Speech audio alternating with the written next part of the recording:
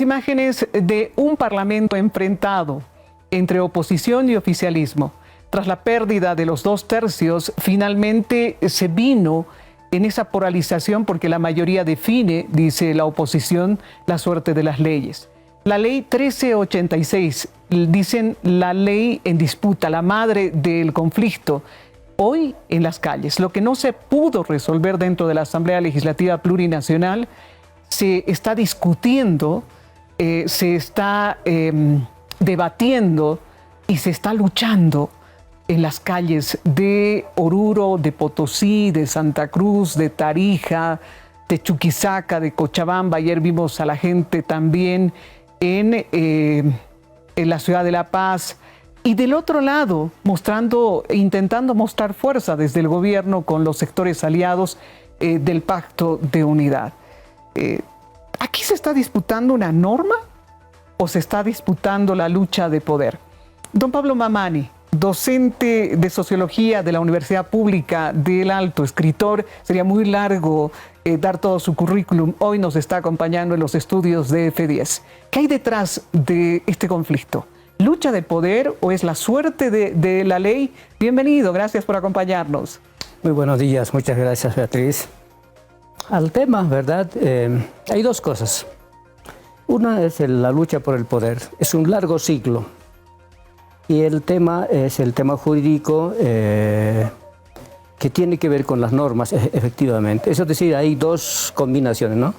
Un largo ciclo de la lucha por el poder y la forma de cómo no se socializa o no se comunica bien la ley, en este caso la 1386, que no veo un problema, yo honestamente no soy abogado, pero no veo un problema de fondo más que el artículo 7 en la que dice que el gobierno puede disponer mediante decreto supremo cierto tipo de resoluciones, ¿verdad?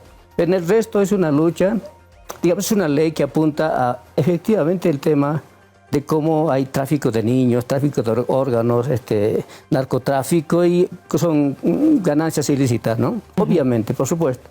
El problema del gobierno para mí es que no sabe dialogar y comunicar muy bien sus decisiones con la sociedad, con las organizaciones sociales, porque efectivamente los gremialistas tienen una alta susceptibilidad, porque es nuestra sociedad, 60% de la economía es informal. Y por supuesto puede afectarle si algún momento el gobierno decidiera, digamos, hurgar. El otro detalle es el que decía el tema de la lucha del poder, porque hay un detalle de fondo, ¿no? Las oligarquías bolivianas que tienen ganancias ilícitas en muchos de sus campos, no quiere que se le hurgue sus cuentas y no quiere que se abra de pronto ciertas investigaciones, ¿no? Y por supuesto ese puede ser un problema posterior para todo este acúmulo económico que tienen los grupos de poder. Son esos dos momentos, un momento largo, estructural del país que ha vivido, creo que cerca de una lucha de 20, 25 años todavía que continúa, y la crisis mayor fue el 2019, ¿verdad? Y estas normas que son coyunturales pero que también pueden afectar esa disputa del poder. Este tema que dice usted, disputa de poder y tema de gestión en comunicación dentro del Estado, nos está llevando a situaciones terribles. Parece que otra vez nos estamos mirando entre campo-ciudad, entre temas de racismo, bueno, le ponemos cualquier nombre, pero otra vez nos está enfrentando sin motivo, por la ideología y por política. ¿Cuán peligroso es tener este escenario? Sí, bueno, el 2003 fue aún mucho más grave. Sí. Los salteños lo sabemos, la masacre que hubo acá. Y también el 19 de noviembre, la masacre de Sencata y de Sacaba. No es aún así todavía el escenario, ¿no? Pero hay posiciones, yo digo, bien asumidas. El Comité Cívico Pro Santa Cruz tiene una postura abiertamente, yo digo, cuestionante y en defensiva a sus intereses, por supuesto, el tema de la tierra y todo lo que, ¿no?, implica. Y desde el gobierno hay una postura también decidida y radical, ¿no? Entonces, y por medio no hay posibilidad de que algún sector intermedio pueda tener chance de convocar algún diálogo. Entonces, hay una polarización de las élites que está llevando a una polarización de lo social. ¿no? Y eso implica, reitero nuevamente, el tema de la lucha por el poder. Y claro, el gobierno, mi punto de vista es que, bueno, no tiene asesores cientistas sociales para leer la nueva dinámica del país después de 2019 y bueno, después de 2006 y todo este periodo, el país ha cambiado. Yo le llamo, ha nacido una nueva subjetividad social en el país. El alteño, el aymara, el urbano, aymara y el rural en el oriente acá y los guaraníes todos perciben el país de un modo absolutamente diferente hace 30 años. Este es un nuevo país y el gobierno no está leyendo adecuadamente ese nuevo país, por supuesto. Y entonces, y la oligarquía, las élites, por supuesto, tienen un recelo enormemente definido ideológicamente a partir de su propia defensa, de sus intereses. Por supuesto, cualquier clase va a hacerlo de ese modo, ¿no? Pero entonces hay que leer el país de otro modo, con otros vértices, con otras variantes, con otros enfoques, para que entonces se diga, este es el país que tenemos y este es lo que podemos hacer. ¿Cuál es el país que tenemos? El país que tenemos es un país empoderado, fundamentalmente en el mundo aymara quechua, tanto urbano-rural, y la huipala que fue quemada implica simplemente la simbolización de ese nuevo país. Usted puede viajar al oriente, es como en los años 70 acá. Los aymaras tenían miedo de hablar su propio idioma.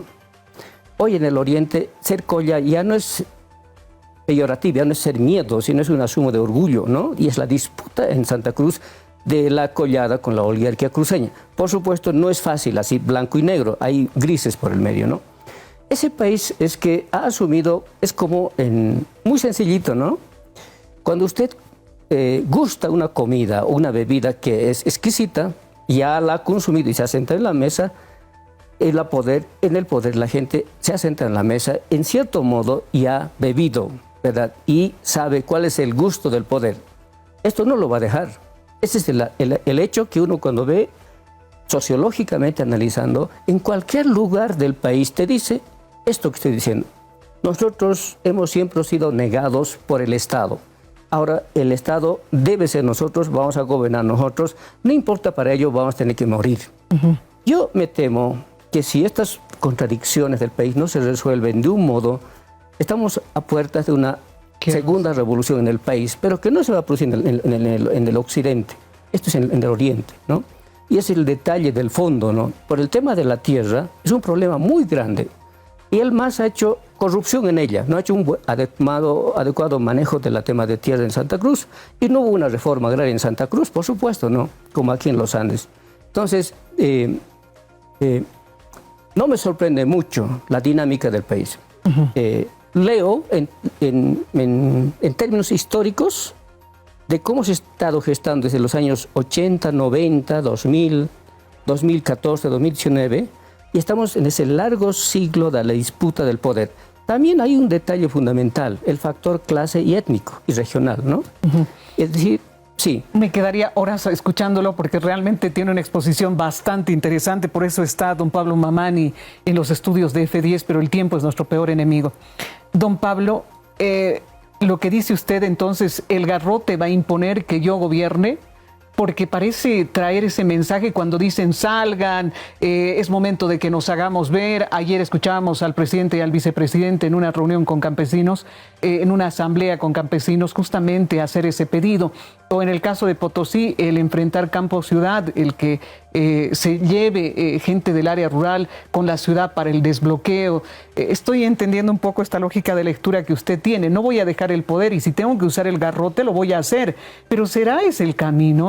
Cuando el voto popular le ha dicho 55%, aquí está para vos y goberná. Pero esa no es una carta en blanco para que pueda hacer y deshacer o utilizar la fuerza, la violencia, la represión para llegar a cumplir sus objetivos. Es que bueno, siendo gobierno es muy difícil hacer revolución. Por supuesto tienes que hacer ejercicio del Estado, la violencia del Estado. Y ese es el problema del MAS, digamos, en este momento, ¿no?